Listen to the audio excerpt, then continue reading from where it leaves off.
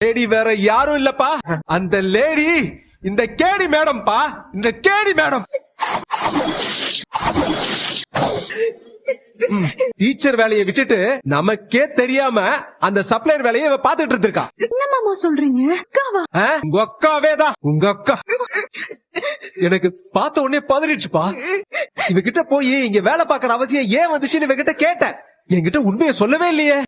கதையா சொல்லிக்கிட்டே இருந்தா, அதையும் பூசியே முழுகுனா. சர்டிபிகேட் மட்டும் கிடைச்சதுன்னா நான் சைட்டாண்டு அங்கங்க தெருவா போய் உட்கார்ந்துட்டு இருந்தாமா.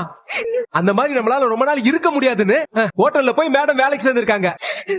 மா மா பா, நான் எந்த வேலையும் தப்புலாம் இங்க சொல்ல வரல. ஆனா அந்த விஷயத்த நம்ம கிட்ட சொல்லணும்ல. ஏன்பா சொல்லல? ஏன் சொல்லல? ஏதோ பாஸ்போர்ட் எடுத்து கொடுக்கற வேலைன்னு தானே சொன்னா. மா அதெல்லாம் பொய்யுமா? எல்லாமே பச்சை பொய். நான் வேணும்னு பண்ணல மாமா. சரவணா, என்னடா நீ என்னென்னமோ சொல்லிக்க இருக்க? டேய் யோசிடா, இந்த பிள்ளைய பார்த்தா பாவம் பொய் சொல்ற மாதிரி இடம் தெரியுது. வீட்லயே விட்ட அவ இங்க திரும்ப வரதுக்கு எவ்வளவோ முயற்சி பண்ணா. நம்ம கிட்ட அது நடக்கவே இல்லையே. கடைசியில இவ என்ன பண்ணா தெரியுமாமா? மாசமா இருக்கன்னு பொய் சொன்னா.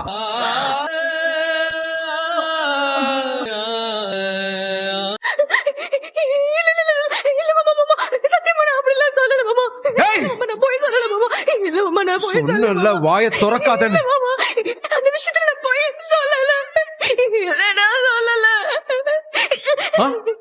அப்போ மத்த விஷயத்துக்குலாம் நீ போய் சொன்னியாடி? மத்த விஷயத்துக்குலாம் போய் சொன்னியா? என் கழுத்த விஷயத்துல நான் போய் சொல்ல